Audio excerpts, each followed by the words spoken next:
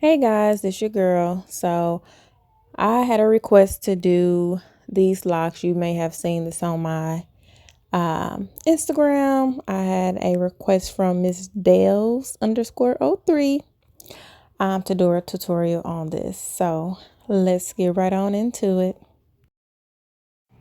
So to start, I'll be preparing my hair to take one of the locks out.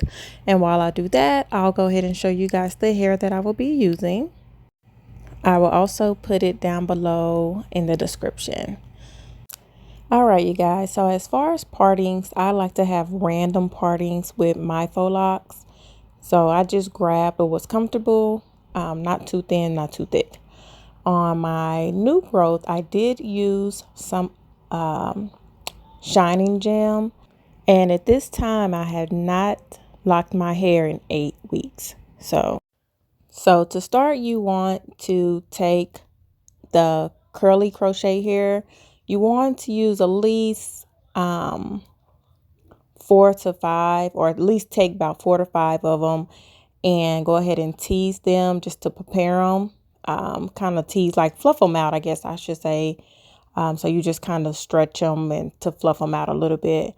Once you're done doing that, you can cut it in half if you prefer not to twist a long strand of hair. But I always start at least with one long strand, and you'll see why. Now I'm gonna go ahead and grab my bobby lock, and I like the bobby lock because of the texture.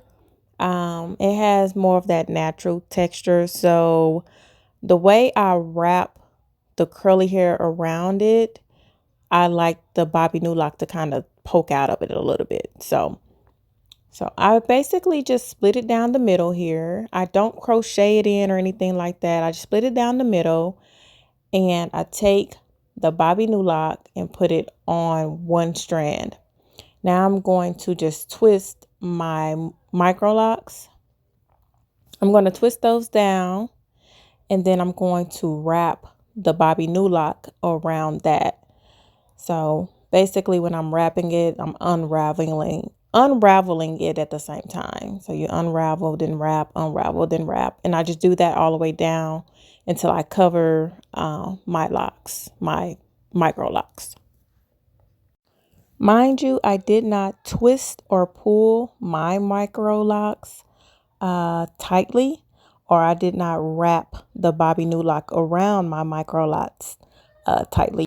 You want to just be kind of at a medium. You don't want to be too hard or too soft.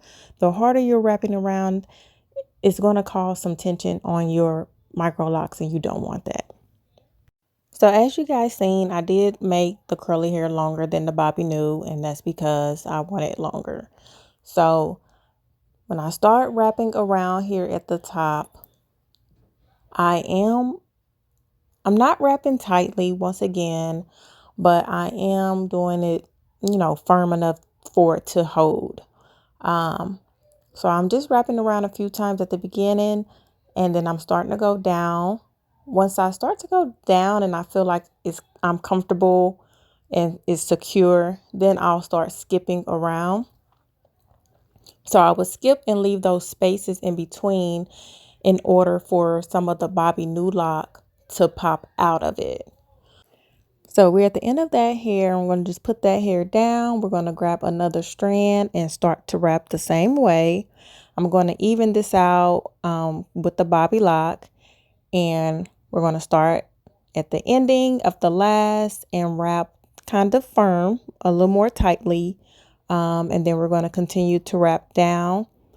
Once I pass my MICROLOC length, it's okay to wrap a little tighter. I did not want to wrap tight around my MICROLOCS, as I said, because I didn't want it to cause tension, not only on my scalp, but on my locks as well.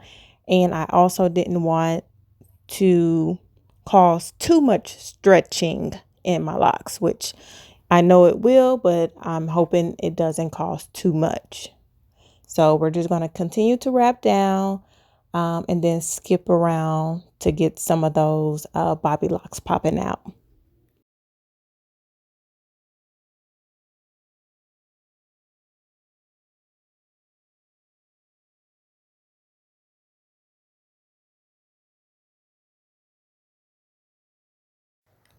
Now I'm going to grab one of the cut strands, and I'm just going to pull it through to only leave maybe an inch or inch and a half, and then wrap around pretty tightly.